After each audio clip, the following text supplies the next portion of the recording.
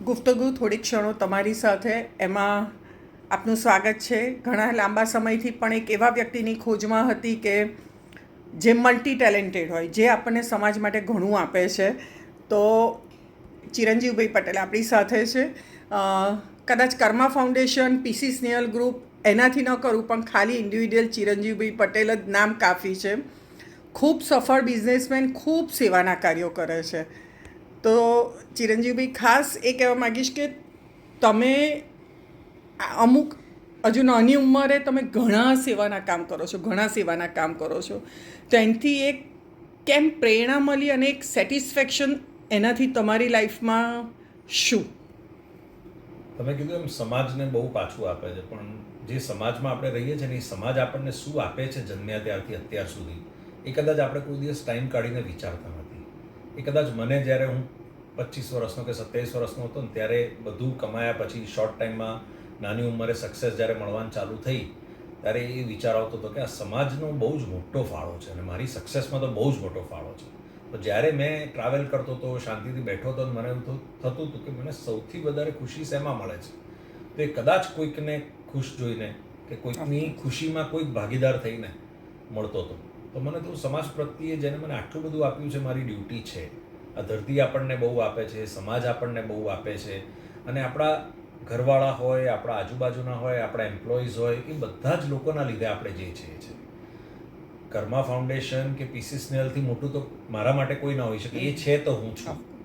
એટલે મને બનાવનાર એ મારી ઇકોસિસ્ટમ છે કે એ સમાજ છે, તેના લીધે હું અહીંયા છું. એટલે એ સમાજને તો હું ગમે તેટલું આપું એ બહુ ઓછું છે. અને મને એવું થાય છે કે આપણી જે આખો સમાજ જેના પર અત્યારે આપણા 4 પાયા કહેવાય, એ 4 પાયા એવા છે એ જ્યાં સુધી ગિવિંગ બેકની જે ભાવના કહીએ, જે પાછું ના આપીએ સમાજને આપણે ત્યાં સુધી આપણે એનું કોઈ 1% બી ઋણ ચૂકવી નથી શકતા. અને ઋણ ચૂકવવાની જે વાત આવે છે એ આપણે ગમે તેટલું આપીશું ને તો ચૂકવાશે નહીં. અને એ સમાજના લીધે આપણે જે કંઈ બી છે એ છે. અને એ 4 પાયા છે જેની હું વાત કરું છું સમાજના, એમાં ગિવિંગ બેક, સમાજને પાછું આપવાનો પાયો એટલો બધો ઇમ્પોર્ટન્ટ છે કે એ આપીએ છીએ એટલે આપણો સમાજ ટકે છે. ઓફકોર્સ. એટલે હું હોઉં કે આપ હો, આપ બી જેટલો બધા સેવા કાર્ય કરો છો, અમારા કર્માના દરેક કાર્યમાં તમે પહેલા હો છો. જ્યાં સારું કામ થાય છે ત્યાં તમે હો છો. અને એક જ ભાવના લીધે હો છો કે આજે કંઈક સારું થઈ રહ્યું છે, કોઈકને ખુશી મળી રહી છે, કોઈકની લાઈફમાં કોઈ ચેન્જ આવવાનો છે, કોઈકની લાઈફમાં આપણે ઇમ્પેક્ટ ક્રિએટ કરવાના છે, કોઈકને આપણા માત્ર સમય દ્વારા, નહીં કે પૈસા દ્વારા, પણ આપણા સમય, એફર્ટ અને આપણા બ્લેસિંગ્સ અને વિશેસ દ્વારા બી કોઈકનું કંઈક સારું થતું હોય અને એમાં આપણે સહભાગી થઈ શકીએ, તો ભગવાન આનાથી મોટી આપણી પર શું કૃપા કરે. ઓફકોર્સ. અને તમે કદાચ આપણે સમાજને આપીએ છીએ, પણ સમાજ પાસેથી આપણે લઈએ છીએ પણ ઘણું, સમાજ પાસેથી બહુ શીખીએ છીએ. આપણે 24 કલાક લઈએ જાણતે અજાણે. આપણે શ્વાસ લઈએ છે ને એ બી આ જ સમાજના ઝાડો જે આપણી ઇકોસિસ્ટમમાં છે એના ઓક્સિજન દ્વારા લઈએ છીએ. એટલે આપણું જેટલો શ્વાસ લઈએ છીએ એટલું આપણું ઋણ વધતું જાય છે આ સમાજ. ઓફકોર્સ. તમે કોલેજના છોકરાઓ હોય, યંગ મેલ ફિમેલ હોય કે ઓલ્ડીઝ હોય, તમે બધાની સાથે કામ કરો છો. તો કદાચ અને બધાને તમે ઇન્સ્પિરેશન આપો જ છો. અને કદાચ ઓલ્ડીઝ હોય ને એ લોકોની જોડે પણ તમે એટલા જ પ્રેમ ભાવથી વાત કરો છો, એ લોકોની જોડે મળો છો, એ લોકો પાસે શીખો છો અને શીખવાડો છો. બધી વસ્તુ થઈ શકે છે, કારણ કે દરેક વ્યક્તિ બીજા વ્યક્તિ પાસે શીખતું હોય એવું માનું છું. તો એ લોકોની જોડે કામ કરીને તમને તમારા માટે એવું લાગે છે કે હું આ લોકો પાસેથી પણ તમે કંઈક ગ્રેપ કરો છો વ્યક્તિગત? હું તો માત્ર મારી સ્માઇલ જ આપું છું. ક્યાં વાત હે. અને હું એવું માનું છું કે 90% પ્રોબ્લેમ કે 90% સામેના માણસને સારું ફીલ કરાવવું કે એનર્જી એકબીજા સાથે એક્સચેન્જ કરવી કે પોઝિટિવ વાતાવરણ કેળવું, એ એક સારા કેમ છો અને એક સારી સ્માઇલથી જ સોલ્વ થઈ જાય. સામેનો માણસ ગમે તેટલો ટેન્શનમાં હોય, તમારો મિત્ર ગમે તેટલો ટેન્શનમાં હોય, તમારા મા બાપ હોય, તમારો છોકરો હોય, પણ જઈને એમ જ કહો કેમ છે, મજામાં, એમાં બધું પતી જાય. એને તમારે ગમે તેટલા સ્ટ્રેસમાં બસ આટલું એક હસીને બોલી લીધું ને કોઈની બી અજાણ માણસ સાથે બી, એટલે તમને એને એવા આશીર્વાદ મળે કે યાર કેટલા સરસ છે.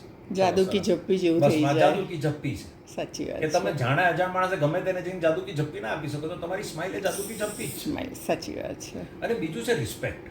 રિસ્પેક્ટ જોઈતું હોય તો પહેલા આપવું પડે. કોઈ પણ માણસ હોય, દરેક જણને તમારા કોઈને તમારા હોદ્દાથી, તમારા પૈસાથી, તમારી વેલ્થથી, તમારી ઓળખાણોથી, તમારા નેટવર્કથી કે તમારી નેટવર્કથી કશાનું કોઈનાથી લેવા દેવા નથી હોતા 90% લોકો. હા એ 10% લોકો હોય છે જે જોઈને તમારી જિંદગીમાં મધુમક્ખીની જેમ હનીબીની જેમ આગળ સાચી પાછળ વાત છે. 90% લોકોને આની કોઈ પડી નથી. સાચી એ લોકોને ખાલી તમારી સ્માઇલ, તમારું કેમ છો અને તમારું માન જોઈએ છે. ઓફકોર્સ અને એ આપી દીધું એટલે એ માણસ તમારી પાછળ બધું આપવા તૈયાર છે. સાચી વાત છે. એટલે કોઈ પણ જગ્યાએ તમારે તમારું રિસ્પેક્ટ આપવું હોય તો પહેલા જોઈતું હોય તો આપતા શીખો. આપતા શીખો. અને બીજી વસ્તુ છે કે તમે કોઈની પાસે સમાજમાં એક્સપેક્ટ કરતા હો કે આ બી મારી સાથે જોડાય, કે આ મને આપે, કે મારી સંસ્થામાં આપે, તો પહેલા તમારે તમે આપવું આપવું પડશે. આ તમે પોતે આટલું બધું સમાજને આપ્યું, આટલા વખતો જુદી જુદી સંસ્થામાં જોડાયા, ત્યારે તમે આટલું કરી શકીએ અમેઝિંગ કાર્ય કરવામાં, સમર્પણ ટ્રસ્ટમાં આટલું બધું બ્યુટીફુલ કાર્ય કરી રહ્યા છો. ઓફકોર્સ એ એનર્જી ત્યાંથી આવે છે. બરાબર છે. અને તમે જે હસીને લોકો સાથે બોલ્યા એટલે એટલા જ બ્લેસિંગ્સ તમને મળતા મળે જાય છે છે. અને એ બ્લેસિંગ્સના લીધે તમે આ કરી શકો છો. બરાબર છે. તો આ તો એક બહુ જ નેચરલ કાર્મિક સિસ્ટમ છે. Energy if positive, it flows around you in the positive way. Great. The minute you start creating negative energy, you are surrounded by negative energy. બરાબર. એ તમારે નક્કી કરવાનું છે. Very true. તમારે પોઝિટિવ જોઈએ છે કે નેગેટિવ જોઈએ છે. તો આ જ સેન્ટેન્સમાં આજની જનરેશન જે ચારે બાજુ અલગ અલગ રીતે નેગેટિવ રીતે ઇફેક્ટ થતી હોય છે, તો એ લોકોને અનુભવથી, વડીલોના અનુભવથી કહો કે તમારા આટલા અનુભવ છે એનાથી ખાસ યંગસ્ટરને શું સંદેશ આપશો કે એ લોકોએ ક્યાંથી આપણા દેશમાં છે ને રીમાબેન, અત્યારે બે ટાઈપના યુથ છે. અને જે બી યંગસ્ટર્સની વાતો કરીએ, જેટલું અમુક જગ્યાએ નેગેટિવ છે કે નેગેટિવ ઇન્ફ્લુઅન્સ છે, એટલી જ પોઝિટિવ ઇન્ફ્લુઅન્સ બી છે. ઓફકોર્સ એટલા પોઝિટિવ યંગસ્ટર્સ છે, એટલા પોઝિટિવ ઓન્ટરપ્રેન્યોર્સ છે, એટલા પોઝિટિવ સ્ટાર્ટઅપ્સ છે, જે લોકો અત્યારે $1 બિલિયન ક્લબ્સમાં આવી ગયા છે, જે લોકો નવા ઇનોવેશન્સ કરી રહ્યા છે. એક જમાનો એવો હતો જ્યાં ઇન્ડિયામાં ઇનોવેશન્સ નતા થતા. અત્યારે ઇન્ડિયા ઇનોવેશન સ્ટાર્ટઅપ્સમાં બી થોડા સમયમાં, ટૂંક સમયમાં લીડર્સ ઓફ ધ વર્લ્ડમાં આવી જશે. ક્યાં વાત હે. આપણા ત્યાં પહેલા 1 લાખમાંથી 30% સ્ટાર્ટઅપ સક્સેસ થતા હતા કે સર્વાઈવ થતા હતા. અત્યારે આપણે રેશિયો વધતા 50% સુધી આવી ગયો ક્યાં છે. વાત હે. એટલે લોકોને, નવી જનરેશનને જેને કામ કરવું છે, જેનામાં સંસ્કાર છે, જેનામાં ડિસિપ્લિન છે, જેને રિસ્પેક્ટ આપતા અને લેતા આવડે છે, એ લોકો હંમેશા, જે મેં કીધું, સમાજના જે 4 પાયા છે, રિસ્પેક્ટ છે, ગિવિંગ બેક છે, તમારે એકબીજા સાથે સ્માઇલથી ને પોઝિટિવલી કામ કરવું જોઈએ, અને ડેડિકેશન અને ડિસિપ્લિન, ઓનેસ્ટી ને ઇન્ટિગ્રિટીથી કામ કરવું જોઈએ. એ પાયાઓ કોઈ દિવસ ચેન્જ ન થયા.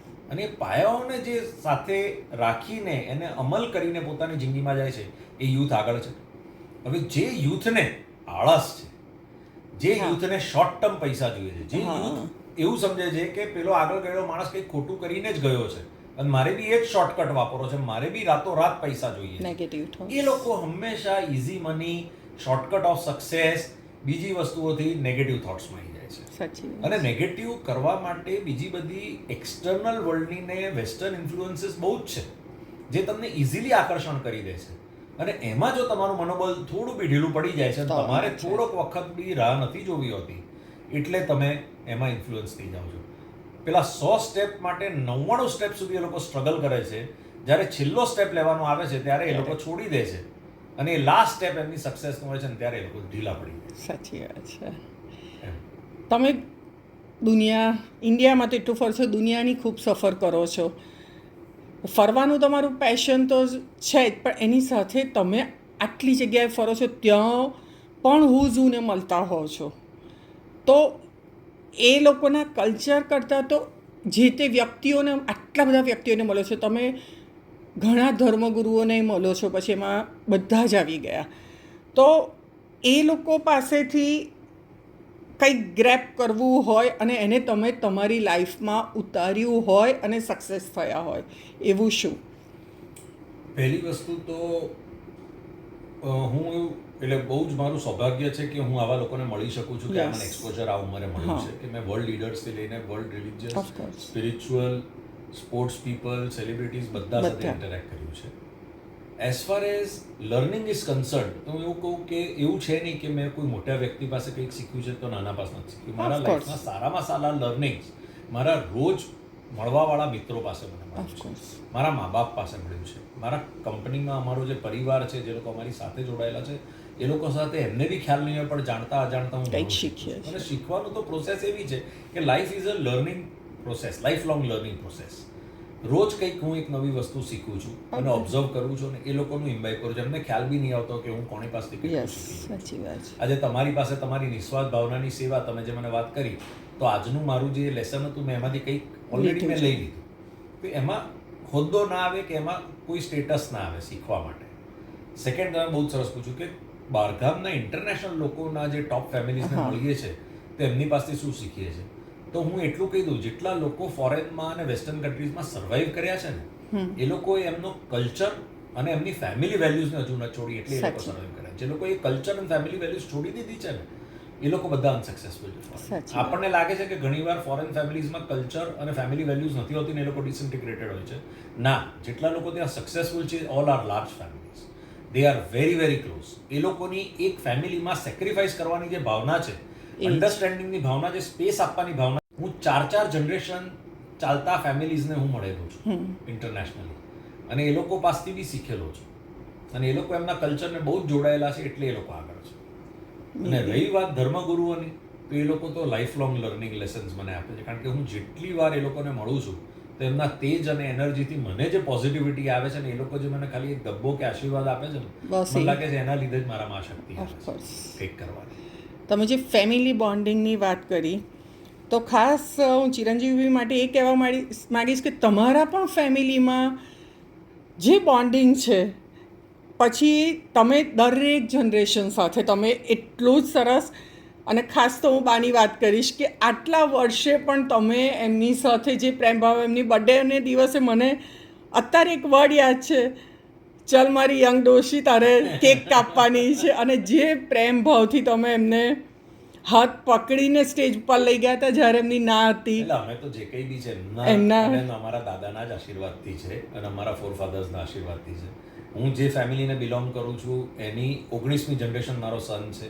Oh, wow. 850 વર્ષ જૂનો અમારો ઇતિહાસ છે અમદાવાદ શહેરમાં. જ્યારે અમદાવાદ શહેરનું નામ અમદાવાદ હતું નહીં, ક્યાં વાત હે. આશાપલ્લી હતું આ શહેરનું નામ, અને જેને અત્યારે અસારવા ગામ અને એનો આજુબાજુનો હા. એરિયા કહેવાય. ત્યાં ઓછામાં ઓછી 19 જનરેશન ક્યાં વાત હે. છે. એક માણસનો ડેટા મારા ફાધરે ભેગો કરેલો છે એમની પાસે. મારા ઘરે 19 જનરેશનનું ફેમિલી ટ્રી છે. પ્લીઝ ક્યાં વાત તમને હે. વેલકમ છે, એકવાર જોવા આવો ચોક્કસ. અને એના વિશે ફાધર સાથે વાત કરો એ ટ્રી વિશે. ક્યાં તો વાત તમને એક યુનિક ફેમિલી, જે કદાચ ઇન્ડિયામાં નહીં હોય એવું ફેમિલી છે. વાવ. આ હિસ્ટ્રી છે, અને ક્યાં એટલે મારા 93 વર્ષના બાના આશીર્વાદ અમે લોકો અહીંયા છે. અને એ જ બાની જ વાત કરું કે બા જેટલા કાંઈ મળીએ ને પગે લાગીએ ને જય શ્રી કૃષ્ણ કહે, તો એટલા પોઝિટિવ એમની તરફથી વાઇબ્સ મળે છે. તો યુ આર સો લકી કે તમને રોજે રોજ આખો દિવસ તમે બીજો તો સવાર સાંજ એમનું સ્માઇલ જોઈને તમને એક આશીર્વાદ મળી જતા હોય છે. Absolutely. એમના આશીર્વાદ જ છે. ઓફકોર્સ. તમે આટલું આપણે જે વાત થઈ એનો જે સમઅપ કરી કે આની માટે બધા માટે, તમારી લાઈફ માટે work management and time management એ બહુ જ જરૂરી છે બહુ જ જરૂરી છે. દરેક વ્યક્તિ માટે. તો એની દરેક વ્યક્તિ, કદાચ ઘરમાં બેઠી છે વ્યક્તિ કે કામ કરે છે, ભણે છે, XYZ, તો આ બે વર્ક મેનેજમેન્ટ અને ટાઈમ મેનેજમેન્ટની શું વેલ્યુ? એક જ લાઈનમાં કહીશ, સમય બધા પાસે સેમ છે. કઈ જગ્યાએ કેટલો અને ક્યારે સમય આપવો એ દિવસે તમને શીખતા, માપતા અને એનો ઉપયોગ કરતા આવડી ગયો, એ દિવસે તમે લાઈફની અડધી બેટલ જીતી ગયા. ઓફકોર્સ. વગર કારણનો જે સમય આપણે વ્યર્થ કરીએ છીએ, એ આપણી જાત પાછળ હોય કે ટીવી જોતા હોય કે ફોન વગર હોય છે, એ બધો સમય વેસ્ટ જ છે. ઓફકોર્સ વેસ્ટ છે. અને જ્યાં તમે એ સમયને વેસ્ટ કરવાનું ચાલુ કર્યું, એટલે તમે સમયનું રિસ્પેક્ટ ના કર્યું, તો સમય તમારું નહીં કરે. ક્યાં વાત હે. સિમ્પલ. અને same with work also. Same with work. Same You with don't respect your work, you are not passionate of your work, your work is not passionate for you, and the work doesn't respect. Of course. એમ. એટલે આ કામ એક એ જ કરો જેમાં તમને મજા આવે, મજા જેમાં આવે. તમારું પેશન હોય, કર્યા પછી તમારા દિલને એમ શાંતિ થાય કે યાર ગમે તેટલું વધારે કર્યું પણ મજા આવી. મજા આવી ગઈ. તમે આટલું બધું બિઝી રહેતા હો છો, તો દરેકને મી ટાઈમ જોઈતો હોય, તો મી ટાઈમ ફેમિલી તો છે જ તમારા માટે ઇમ્પોર્ટન્સ, પણ ઘણાને અલગ અલગ હોબી હોય, તો તમારો મી ટાઈમ જ્યાં તમને એવું છે કે રિલેક્સ થવું છે, તો એ શું તમને એવું થાય કે હું ફેમિલી સિવાય કે મી ટાઈમમાં વાંચું, લખું, ટીવી જોઉં, વોટ એવર? મારા મી ટાઈમમાં બે જ વસ્તુ છે. મ્યુઝિક સાંભળવું અને સારી સારી સ્પીચીસ સાંભળવી અને એકલો જ્યારે એકદમ એકાંત અને મને મારો સ્પેસ મારી પાસે હોય ત્યારે ગાવું. ક્યાં આ બે વાત વસ્તુ હે. બહુ ગમે છે. તો આજે આ એક પોઈન્ટ તમારો પોઝિટિવ બીજો જાણવા મળ્યો કે સિંગર તરીકે પણ એકલો ગાઉં છું. પણ એ પણ સારું જ છે. પણ એ ફેમિલીના જીન્સમાં છે. ફેમિલીના કહી શકે કે જીન્સમાં musicનો ઓફકોર્સ અંશ આવે. ફેમિલીના જીન્સમાં છે તો છે જ. એટલે મી ટાઈમ જરૂરી છે દરેકની Self-growth લાઈફમાં અને ફેમિલી કોમ્યુનિકેશન આઈ થિંક કહીશ તો વધારે જરૂરી છે કે ફેમિલી સાથેનો તમારું રહેવા કરવાનું અને એ કોમ્યુનિકેશન. એક છેલ્લી વાત, એક સમાજને એક નાનો મેસેજ આપવો હોય દરેક જનરેશનને સાંકળીને તો શું આપશો આપ? હું એટલું જ કહી શકું કે સાચું એ સાચું ને ખોટું એ ખોટું. 5000 વર્ષ પહેલાં બી જે સાચું હતું એ સાચું જ છે અને ખોટું એ ખોટું જ છે. આપણા અંતરાત્માને રોજ ખબર જ હોય છે જ્યારે આપણે કંઈક પણ ખોટું કાર્ય કરતા હોઈએ છીએ. ખોટું એટલે કોઈનું ખોટું કરવું જરૂરી નથી, પણ તમારા સમયનો ખોટો ઉપયોગ બી થતો હોય અને વેસ્ટ બી થતો હોય તો તમને ખબર છે કે અત્યારે હું કોઈ જ પ્રોડક્ટિવિટી નથી કરી રહ્યો મારી લાઈફમાં. એટલે એવું ના માનતા કે કંઈ બી થાય છે તો ભગવાન કરે છે, ખરાબ થાય છે તો કે ભગવાને તમારી પર ધ્યાન નથી આપ્યું કે આ થયું. આપણું નસીબ આપણે જ જાતે લખતા હોઈએ છીએ, આપણી ડેસ્ટિની આપણે જ જાતે લખીએ છીએ. અને જ્યારે આપણે જાતે લખવાની મહેનત કરતા હોઈએ છીએ ને ત્યારે ભગવાન નહીં, આપણા નસીબના બધા જ પહેલું એક સાથે આવી જાય છે. એ ખાલી આપણી મહેનત જોવે છે, આપણી નિસ્વાર્થ ભાવનાથી આપણે કેટલું કોઈ પણ કાર્ય કરીએ છીએ એ જોવે છે અને આપણે કેટલા ઓનેસ્ટ છે જે બી અચીવ કરવું એના માટે. એ કોઈ પ્રેયર કરવી હોય તો બી કેટલા ઓનેસ્ટીથી કરીએ છીએ, કોઈ કાર્ય કરવું હોય કેટલા ઓનેસ્ટીથી કરીએ છીએ, કોઈના માટે કંઈ કાર્ય કરવું હોય કોઈને ખુશ કરવા એના માટે કેટલું કરીએ છીએ, સમાજને પાછા આપવા માટે બી આપણે શું કરી રહ્યા છીએ, કઈ ભાવનાથી કરી રહ્યા છીએ.